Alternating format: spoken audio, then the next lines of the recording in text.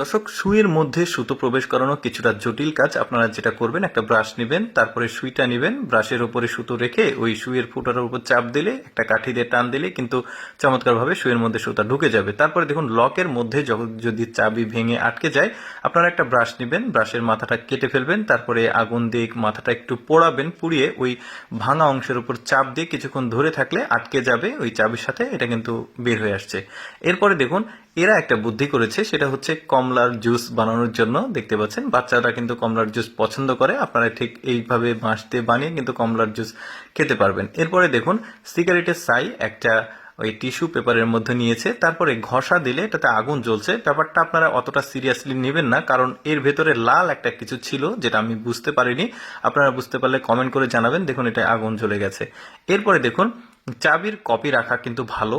কোনো কারণে চাবি যদি হারিয়ে যায়, এরকম একটা মোমবাতি নিয়ে টালি করে নেবেন চাবিটা, তারপরে একটা টেপের উপরে চাপ দিয়ে ধরবেন। এই যে একটা ছাপ তৈরি হলো, এবার একটা প্লাস্টিকের উপর দিয়ে আপনারা ওই স্ট্রাকচার অনুযায়ী কেটে রাখবেন। দেখতে পাচ্ছেন এখন কিন্তু লকটা খুলে গেল।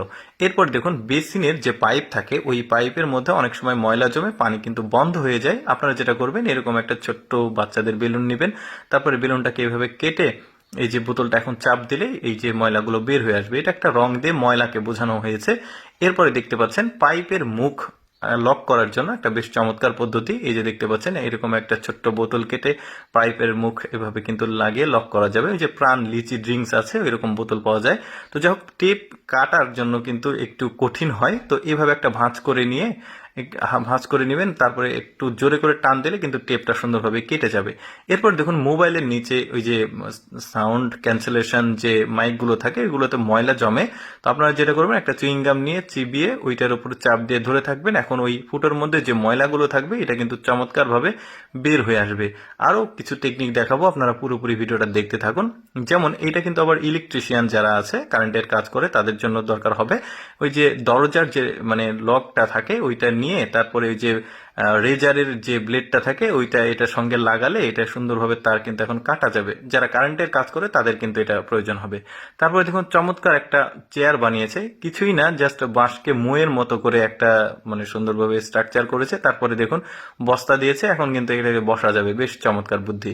এরপরে আপনার এরকম কোনো জিনিস যদি কোনো গর্তে পড়ে যায়, কোনো এমন চিপাতে পড়েছে যেখান থেকে আপনি তুলতে পারবেন না, তো এরকম একটা দড়ি বানিয়ে নেবেন, এক পাশে ফাঁস দিবেন আর এক পাশে গিট্টু দিবেন। এখন ওই ফাঁসের মধ্যে গিট্টুটা দিয়ে লকের সাথে লাগিয়ে টান দিলে কিন্তু উঠে আসবে জিনিসটা। পদ্ধতিটা কিন্তু চমৎকার।